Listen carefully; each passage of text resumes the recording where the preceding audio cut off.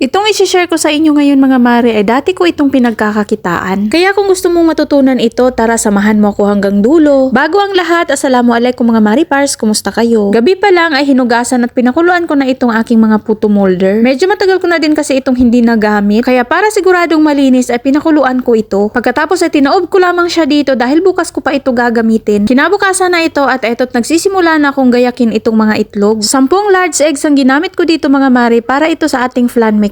Pinaghiwalay ko lang yung egg yolk at saka egg white dahil yung egg yolk lang yung aking gagamitin dito. Kayo na ang bahala kung paano yung way na gagawin nyo para makapaghiwalay yung egg yolk at saka egg white, pero ganito lang talaga yung aking ginagawa. Puto flan nga po pala yung ating gagawin for today's video mga mare. Isa ang puto flan na ito sa bestseller ko noong mga panahong nagtitinda pa ako ng mga kakanin. Sa 10 pirasong large size na egg yolk mga mare ay naglalagay ako dito ng 2 cup ng condensed milk at 1/2 cup ng evap milk. 1/4 na measuring cup yung ginamit ko dito sa evap milk mga mare, kaya nakadalawang takal yan. Maglalagay din ako dito ng vanilla para mawala yung lansa ng ating itlog at mas lalong sumarap yung ating puto flan. Pagkatapos ay imekos-mekos lang natin ito ng mabuti hanggang sa ma-well combine yung ating mga ingredients. Para sa complete at exact measurement ng ating ingredients mga mare, ilalagay ko ito sa description box pati na rin sa comment section para hindi na kayo mahirapang hanapin ito. Naglagay din po pala ako dito ng food coloring. Orange yellow yung ginamit ko, pero ito ay optional lang naman. Para lang naman ma-enhance yung kulay ng ating flan mixture. Sinala ko na din ito para talaga mas smooth yung ating flan mixture. Isinet aside ko muna yung ating flan mixture. Eto't dadako naman tayo dito sa ating puto mixture naman. Ginamitan ko na din ng sala nitong harina para walang masamang mga hindi kaaya-aya. Pati na rin itong baking powder ay sinala ko na din. Sa baking powder mga mare dapat 1:1. Halimbawa 1 cup all-purpose flour dapat 1 tablespoon of baking powder. Lagay din ako dito ng 1/2 teaspoon of salt at saka 2 cups of sugar dahil 4 cups yung ating all-purpose flour. Hinalo-halo ko lamang itong ating mga dry ingredients tapos nagtakal na din ako ng 4 cups ng full fat milk. Pwede din po palang tubig mga mare kung walang full fat milk. Kung tubig lang yung gagamitin yung mga mare ay pwede naman yon, pero syempre mas masarap pa rin pagkagatas yung gagamitin natin. Naglagay din ako dito ng 4 na pirasong itlog at saka 1.5 tablespoon ng vanilla. Hinalo-halo ko lamang ito at hindi ko pala na-play yung video na naglagay ako ng 1/2 cup ng melted ghee. Ghee yung ginamit ko dito mga mare dahil wala na nga pala akong butter, at kung wala talagang butter or ghee ay pwede din naman yung regular oil lang. Halo-halo lang ulit hanggang sa ma-well combine at ganito na yung texture. Take note mga mare, wag nating i-overmix yung ating puto mixture para manatiling fluffy at maganda yung alsa ng ating puto mamaya kapag naluto na. Pagkatapos kong i-grease lahat ng ating mga puto molder ay naglagay na din ako ng tigi 1 tablespoon nitong ating flan mixture. At isinalang ko na din ito mga mare, at dapat kumukulo na yung tubig bago natin isalang tapos hinaan natin yung ating apoy. Kailangan din nating ibalot sa malinis na tila yung takip ng ating steamer para hindi matuluan yung ating mga puto flan. After 8 minutes ng pagkasalang sa mahinang apoy ay luto na din itong ating mga flan mixture. Kaya eto't oras na para ilagay naman itong mga puto mixture natin. Huwag nating kalimutang i-grease yung ating mga puto molder mga mare, or magpahid tayo ng mantika dito para hindi dumikit yung ating mga flan. Or para madali lang nating tanggalin yung ating mga puto kapag naluto na ito. At eto't isinalang ko na din ulit ito. Sa pagsalang nitong ating puto mga mare, kailangan lalakasan na natin sa mga oras na to yung ating apoy para maganda yung alsa ng ating mga puto. Sa flan mixture lang dapat mahina naman yung apoy para naman smooth yung ating flan. After 10 minutes ng pagkakasalang ay eto't luto na itong ating mga puto. Pwede kayong mag-toothpick check kapag wala nang sasamang basa ay ibig sabihin luto na ang mga ito. Fast forward, hindi na ako masyadong nakapag-video dahil may bisita akong dumating, kaya eto't luto na itong aking mga puto. Yung iba nga ay nasira pa yung flan dahil nga tinakpan ko, yun pala siksikan sila sa loob kaya mga naipit at nasira. Kung kakaunti lang muna yung gagawin yung mga mare ay pwede nyong hatiin yung ating mga ingredients. O siya, ito lang po muna for today's video. Maraming